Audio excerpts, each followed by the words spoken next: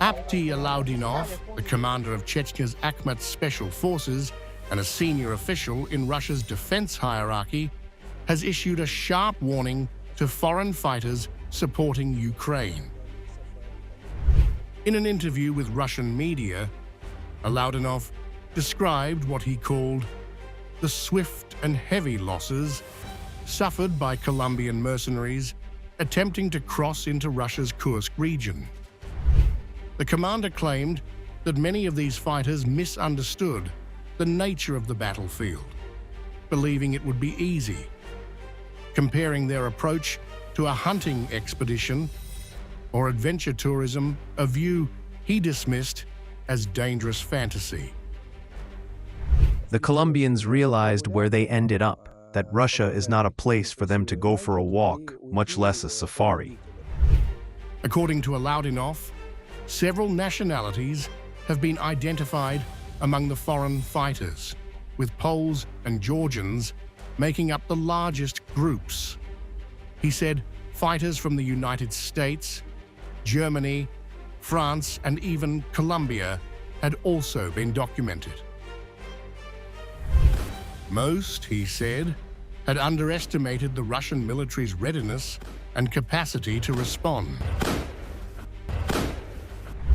He claimed that Russian forces, including his own Akhmat units, had eliminated a significant number of these fighters during their operations along the border and in Russian territory. There were a lot of foreigners, especially in the first period. They thought that this was a safari for them. They could walk around in R5, show what handsome boys they were, and leave as winners. I want to say with pride that Russian units destroyed most of those foreigners who entered the territory of the Russian Federation. In a notable shift from the battlefield updates, Alaudinov addressed Ukrainian soldiers directly in the same interview.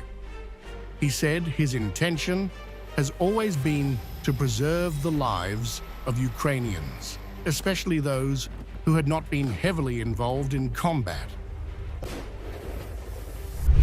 He expressed a belief that many Ukrainian soldiers were misled and said those who had not, in his words, stained their hands in blood, still had a chance to lay down their arms and even join Russian ranks. The Akhmat commander said the door was open to Ukrainians willing to abandon the fight and stand alongside Russia in what he called a spiritual and ideological battle. And those of them who have not yet stained their hands elbow deep in blood, they have the opportunity to stand in one line with us, so that together we can defeat this army of the Antichrist gradually. Alaudinov stressed that his forces include Ukrainians who have already crossed over and joined the Russian side. Among them, he said, is a commander within his own special forces, a Ukrainian fighter known by the call sign Kokol.